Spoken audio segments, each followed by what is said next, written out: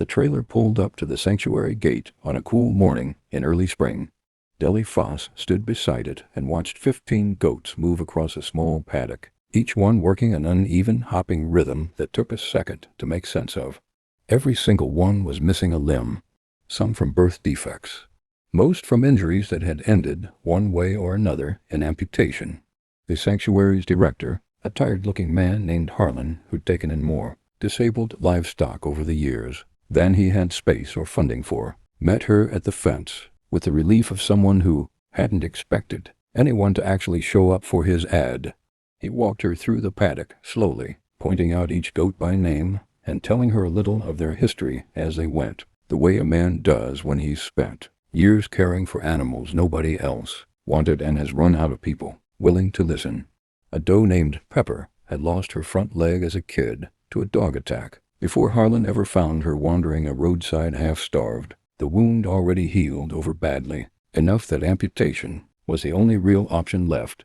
A wether named Buck had been born with a rear leg that never developed properly, removed before he was a year old on a vet's advice that the limb was doing him more harm hanging there than it would ever do good. The rest carried some version of the same story. Farm accidents, predator encounters, birth defects, small disasters that had, in Harlan's telling, ended with animals most people considered no longer worth the trouble. He told her plainly that most callers backed out once they understood what they'd actually be taking home, that the sanctuary didn't have the pasture space to keep 15 tripod goats long-term, and that he'd braced himself for some hard decisions if a buyer didn't come through soon. Deli watched the herd a while before she said anything. And some of the goats hopped in a smooth three-legged gait that barely slowed them down. Others moved more cautiously, working out their balance on uneven ground the same patient way every animal she'd ever brought home had, once the world had already decided what it thought of them. She made the offer before she'd finished walking the fence line, a price low enough that Harlan didn't argue. She loaded 15 goats into her trailer that same afternoon and drove them the 2 hours home to Cutter's Fork, satisfied in the quiet way of someone who'd just solved a problem nobody else wanted to touch. Word moved through town within days. By the time she stopped in at Dunbar's Feed and Supply for extra mineral supplement, the usual cluster of regulars near the counter was already deep into a conversation about her purchase. A man named Dale, who ran cattle on the far side of the county and fancied himself something of an authority on livestock, was telling anyone who'd listened that buying 15 three-legged goats was about the worst decision he'd heard of all year, worse even than the sheep story that had made the rounds the season before, because at least those sheep had all their legs working against them. These goats, in his words, were starting from a deficit nature never meant for them to overcome. Deli walked in mid-sentence. Dale didn't stop talking. He gave her a small nod and kept explaining to his audience that a goat needed all 4 legs to do anything useful on a working farm, that a tripod goat might make a fine pet for somebody with soft feelings and no real land to manage, but calling them livestock at all was generous. Somebody else laughed and added that she must be planning some kind of petting zoo, because nobody in that store could think of a single practical use for 15 goats too disabled to do real work. She bought her mineral supplement and left without a word. She'd learned a long time ago that explaining yourself in the middle of somebody else's gossip rarely changes anything. The only argument that ever actually landed was time, results, and the patience to wait out the talk until it had nothing left to feed on. She'd read enough about goatscaping before she ever drove out to that sanctuary to know exactly what she meant to do with a herd, though she kept the plan mostly to herself those first weeks. Her property backed up against a steep hillside that had gone thick with multiflora, rose, and honeysuckle over the better part of a decade, terrain too rugged for any tractor or brush hog to safely work, the kind of overgrown slope most farmers in the county had simply given up managing. A standard herd of healthy goats would have made short work of it eventually. 15 tripod goats, carrying a little extra caution and a slower pace, might take longer, but nothing she'd read gave her a reason a missing leg should stop a goat from doing the one thing Goats were built to do better than almost any machine. Before she turned a single animal loose on any part of that hillside, she walked the whole slope herself, twice marking the ground. She trusted in the ground she didn't. She found an old length of buried fence wire near the base, rusted through and half swallowed by the brush, and spent an entire Saturday digging it out by hand rather than risk a goat catching a hoof in it. Further up, she found a patch of mountain laurel tucked into a shaded hollow, toxic enough to kill a goat that ate more than a mouthful, and fenced the whole section off separately before it ever went anywhere near the working herd.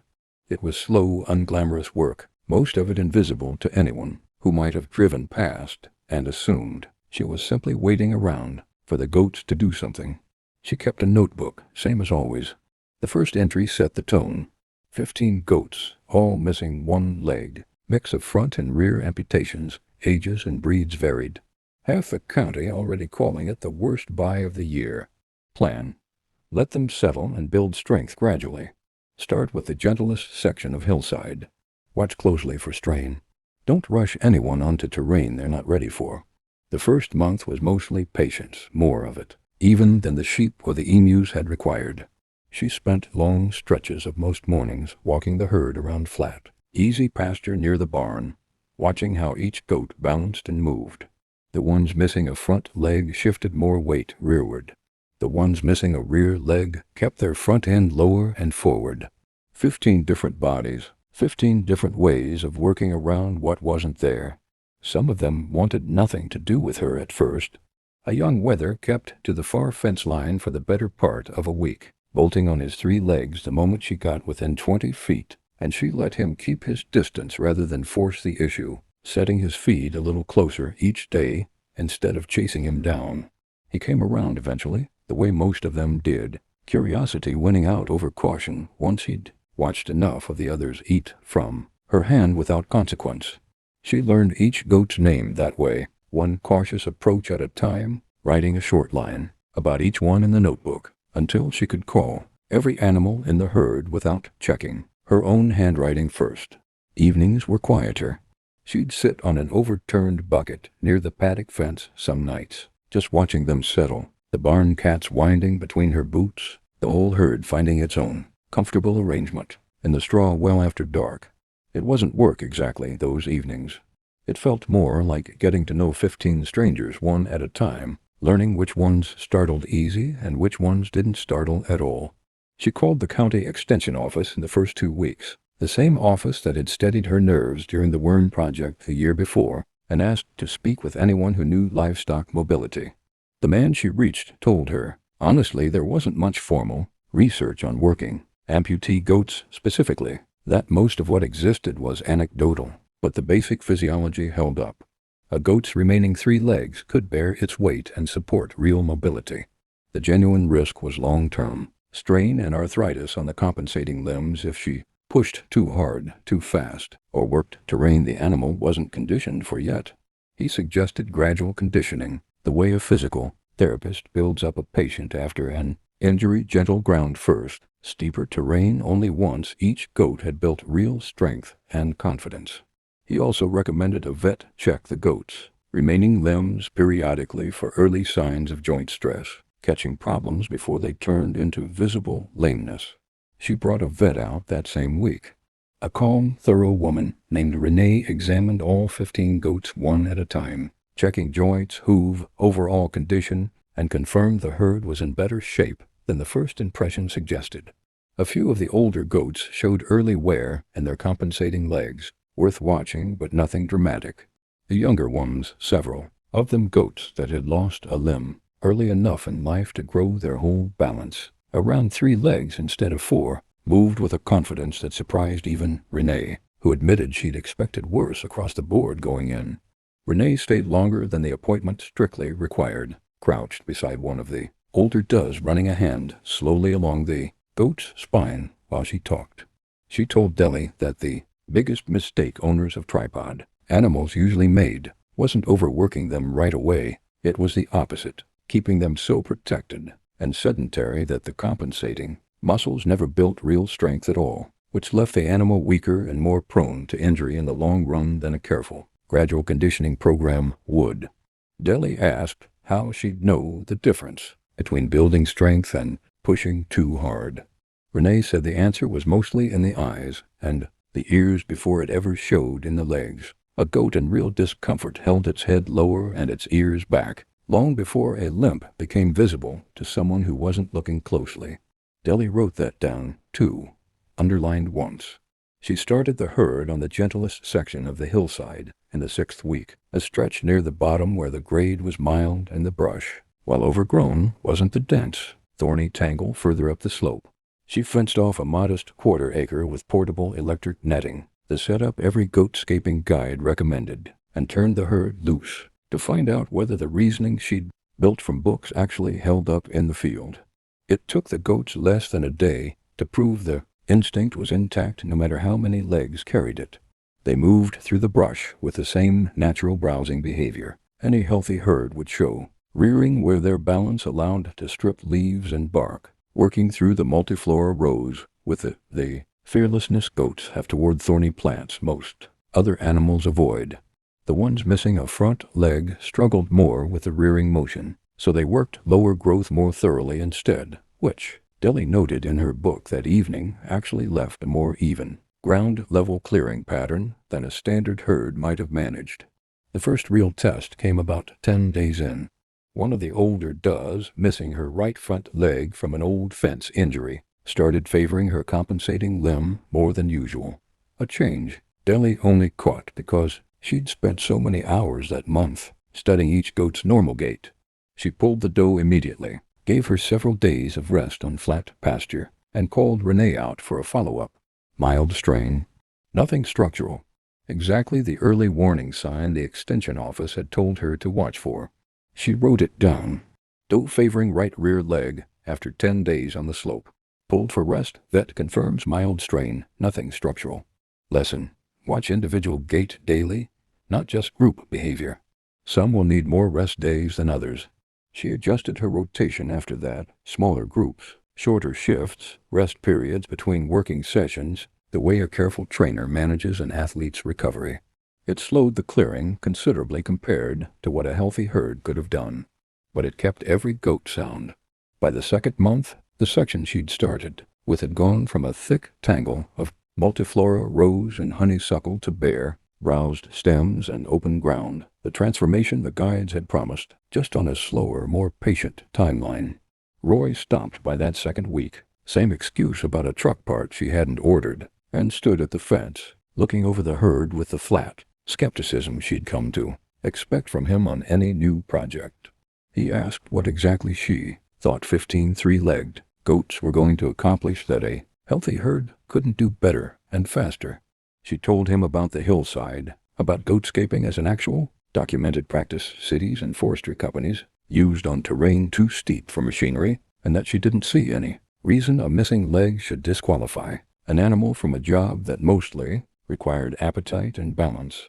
He glanced up at the overgrown slope behind her property and said it had beaten back every attempt anybody had made on it in 10 years. He'd believed 15 disabled goats could do what healthy men with chainsaws hadn't when he saw it himself. The diner conversation that reached her secondhand a few days later had grown in the retelling the way these things always did. Carol mentioned to a table of regulars that Deli Foss had bought a herd of crippled goats to clear brush, of all things, and one man laughed hard enough to draw attention from the counter, comparing it to sending wounded soldiers to do a bulldozer's job. Deli heard about it from a neighbor who'd been sitting nearby and didn't bother correcting it when she ran into the man himself at the hardware store the following week. There wasn't much point. The hillside would speak for itself eventually, or it wouldn't, and no amount of arguing in a diner was going to change that. A coyote came through the property line one night in the 7th week, close enough to the working paddock that Deli woke to the herd's alarm calls carrying clear across the yard, sharp, insistent, nothing like their ordinary night-time restlessness. She grabbed a flashlight and ran out in her boots and night clothes, heart pounding, racing for a breached fence and scattered animals. Instead, she found the herd bunched tight at the center of the paddock, every one of them upright and alert despite the missing legs, facing the tree line. where the coyote had apparently given up, rather than test a fence and a charge it clearly didn't trust. She counted heads twice before she believed the number. 15, all present, all unhurt. She sat on an overturned bucket at the edge of the paddock for the better part of an hour afterward, watching them settle, her own adrenaline slower to drain than theirs had been. She added motion sensor lighting to that side of the property that weekend and wrote the whole thing down that night. Coyote came through near the working paddock, 7th week. Herd bunched and held their ground on their own. No injuries. Added lighting. Reminder to myself, 3 legs didn't stop them from knowing exactly what to do when it mattered. By the 2nd month, a full third of the first section stood cleared, and the harder ground still waited above it. The steeper middle section tested the herd more than the first quarter-acre had. The grade demanded real balance and confidence not every goat had built yet. Deli sorted carefully before turning anyone loose on it, sending only the animals whose gait had proven strongest over the previous weeks and holding the older does back while longer on gentler ground. It meant working smaller crews, 7 or 8 goats at a time instead of 15, but every goat she sent up the slope handled the grade competently, moving between brush clumps with the deliberate confidence they built over the preceding weeks. Pepper turned out to be one of the strongest climbers in the whole herd once she'd built up confidence on the gentler ground, her front leg gait letting her lean into steep terrain in a way some of the rear leg amputees couldn't manage. Deli noticed it almost by accident, watching Pepper work her way up a rocky outcropping that 2 sounder-looking goats had avoided, and started sending her ahead on the newest sections as a kind of test case, trusting the doe's own confidence over her own assumptions about what a 3-legged goat should attempt. Buck, born without a working rear leg, proved steadier on lower, rockier ground, working the base of each new section thoroughly before the rest of the herd moved up past him.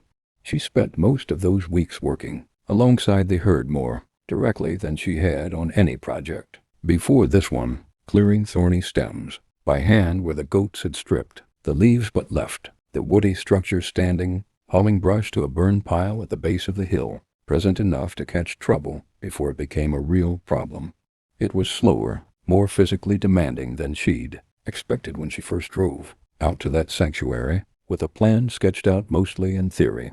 The hillside kept opening up anyway, section by section, the same steady, unglamorous progress she'd learned to trust from every project that had started with somebody calling it a waste of money. A stretch of hard rain moved through in late summer, 3 days of it, and Deli pulled the whole herd off the slope entirely, rather than risk a goat losing its footing on ground gone slick and unstable. She used the downtime to reinforce 2 sections of fencing that had started to sag and to walk the cleared portions of the hillside on her own, checking for any erosion the rain might have caused now that so much of the brush holding the soil in place was gone. She found none. The goat manure worked into the ground over the previous months, apparently doing enough to hold the soil together even without the tangle of roots that had been there before. She wrote that down too, more out of relief than surprise. Rain held 3 days, kept everyone off the slope. No erosion on cleared sections. Droppings seemed to be doing some of the work the brush used to do. Word of the actual progress traveled slower than the mockery had, but it traveled. A neighbor 2 properties over, who'd been losing his own battle against invasive brush for years, drove past the cleared section on his way into town and stopped his truck at the fence line just to look. He later mentioned to several people at the feed store that Deli Foss's hillside was looking cleaner than it had in a decade, crippled goats or not. That comment made its way back to Dunbar's within the week, landing in the same circles that had mocked the purchase, the tone shifting from certainty into something closer to grudging curiosity. Dale stopped by the feed store the following week while Deli happened to be there, and asked, with less swagger than before, whether it was true the goats had cleared real ground already. She told him plainly they had, that the first quarter-acre was essentially bare, and she was moving up to the next section that week. He grunted, didn't argue, which from a man who'd built his standing on knowing livestock better than most, was close enough to an admission. Word of the completed hillside spread through the county by early fall. The change was visible, enough from the main road that people who'd never admit to following the story closely still knew about it. Secondhand, a steep, once impassable slope now standing clear and open, the kind of land reclamation most people assumed required heavy machinery and money. Neither Deli nor most of her neighbors had. Drivers slowed along that stretch of road more than once that fall, some pulling over just to look at a hillside they'd driven past for years, without imagining it could look any different. She started fielding calls within weeks from landowners across the county, some of them the same men who'd laughed loudest at Dunbar's back in the spring, now asking with considerably more humility what her rates looked like. Roy came back around in the third month, no excuse this time, and stood at the base of the hillside looking at what had been an impassable tangle 3 months earlier. A full third of the slope stood cleared to bare stems and open ground, goats moving through the working section above with the same steady rhythm they'd shown from the first day, missing legs and all. He stood there a long while before he spoke, and when he finally did, it was mostly a question about how much she figured she could clear by the end of the season. The skepticism from 3 months earlier was notably absent from his voice. She told him she wasn't rushing it, that the goat's health mattered more than the calendar, but at the current pace she expected the whole slope cleared within the year. He asked, almost reluctantly, whether she'd consider taking the herd out to clear stretch of his own back property, along a creek, ground he'd never found a practical way to manage. She said she would, once her own hillside was further along, and he nodded like that settled something between them neither of them needed to name. She didn't charge much at first, still working out what a fair rate looked like for a service built almost entirely on trial and careful observation. But by the time she'd cleared Roy's creekside property that fall, word had traveled far enough that she had more requests than 15 goats. Working a careful rotation could realistically take on. Roy's creek property was its own kind of test, the ground steep and slick near the water, in a way the extension office man had warned her about, footing mattering more than almost anything else. She scouted the whole stretch on foot before turning a single goat loose, marking safe paths by eye, and fencing off the sections closest to the water where a slip could mean real trouble for an animal already working with one less leg. Roy watched her do it, quiet for once, and admitted afterward he hadn't expected her to spend that much time just walking the ground first. She told him that was most of the job. Knowing where not to send them mattered as much as knowing where they'd do well. The creek property cleared in just under 6 weeks, slower than a healthy herd might have managed, faster than she'd privately expected, given how demanding the terrain was. Roy stood at the water's edge, afterward looking at a bank that hadn't seen daylight through the brush in years, visibly moved in a way he clearly hadn't planned on being. He thanked her plainly, asked what he owed, and when she named a modest figure, he added extra without being asked.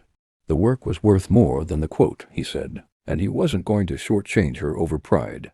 She started keeping a waiting list and began quietly considering whether the herd might eventually grow beyond 15, though she wasn't in any hurry to decide that either. One call in particular stayed with her longer than the rest.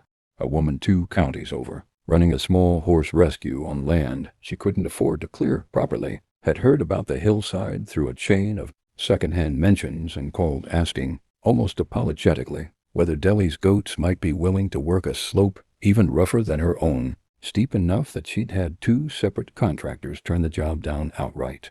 Deli drove out to look at it herself before committing to anything, walked the ground the same careful way she'd walked her own hillside the year before, and told the woman honestly that some of it looked doable and some of it looked like more than she'd risk sending any goat up, 3 legs or 4. The woman said that was more honesty than either contractor had given her, and asked Deli to take whatever portion of it she felt good about. It became the first job Deli turned down, part of rather than all of, which felt in its own way like its own kind of progress. The diner conversation that stuck with her longest that year came in early winter, when Carol stopped her on the way out one morning and admitted, a little sheepishly, that she'd been the one who compared the goats to wounded soldiers doing a bulldozer's job. Watching the hillside from her own drive into town every day that fall, She supposed she owed Deli some kind of acknowledgement for how wrong that comparison had turned out to be. Deli told her there was nothing to apologize for. A missing leg had never stopped a goat from being exactly what a goat was built to do. The only real mistake anybody in that diner had made was assuming a disability and a deficit were the same thing. She drove back out to the sanctuary that winter, the same 2-hour trip she'd made almost a year earlier, wanting Harlan to see what had become of the 15 goats he'd once feared he might have to make hard decisions about. He walked the cleared hillside with her in disbelief, running a hand along the smooth, roused stems where a wall of multiflora rose had once stood. He admitted he'd sent the herd off expecting, at best, that they'd live out comfortable, unremarkable lives on flat pasture, never imagining they'd end up doing real, valuable work most healthy herds never got the chance to prove themselves on. Watching Pepper pick her way across a rocky section near the top of the slope, he asked whether the sanctuary might send any future disabled goats her way, instead of facing the same hard choices he'd been staring down the year before. She told him she'd take everyone he could send. A missing leg had never been the actual problem, just a story everyone assumed before they'd bothered to watch the goat walk. She wrote the closing entry in that year's notebook on a cold evening in early winter. The hillside behind her barn, dark and quiet under a light dusting of snow, cleared now from base to ridge in a transformation that took the better part of a year and never once required a healthy leg to accomplish. 15 goats, everyone missing a limb, written off by half the county before they ever set foot on that slope. Cleared ground no machine could reach and no chainsaw crew had managed in 10 years of trying. Started this because somebody at a sanctuary needed the goats to have somewhere to go, and I figured a missing leg was never really the problem people assumed it was. She closed the notebook and set it on the shelf beside the others, ducks and mules and quail and worms and sheep and emus. Every one of them started the same way, with something the world had already decided wasn't worth the trouble, and a decision on her part to check for herself before agreeing with them. She flipped back through some of the earlier pages before she set it down, past entries about grain increments and mineral supplements, and a duck egg incubator built from an old cooler, and thought about how little any of it, in hindsight, had ever actually been about the animals people assumed were the problem. It was never really about ducks or sheep or emus or goats. It was about whether anyone had bothered to look closely enough before deciding what something was worth. She thought, standing at the fence that evening, about how much of the whole year had come down to nothing more complicated than paying closer attention than everyone else bothered to. A missing leg wasn't a deficit if the animal had already rebuilt its balance around what remained. A hillside wasn't impossible, just unsuited to the tools most people insisted on using against it. The county's certainty, in the end, had said less about the goats than about how quickly people settle on an answer before they've watched the evidence walk itself out into the field. She walked out to the barn that evening before heading in for the night, past the base of the hillside where 15 goats stood quietly in the last of the daylight. Some rested on 3 legs with the same easy balance they'd carried since the day they arrived. Others moved toward the feed, bucket in her hand with the unhurried confidence of animals that had spent a long, patient year proving exactly what they were still capable of, no matter what anyone had assumed the first time they stepped off a trailer. If this story found you at the right moment, share it with someone who's been written off because of something everyone assumed would hold them back. Drop your city in the comments, and if you've ever watched something considered broken do a job nobody thought it could, tell me what it was. I read every one, and I'd like to know.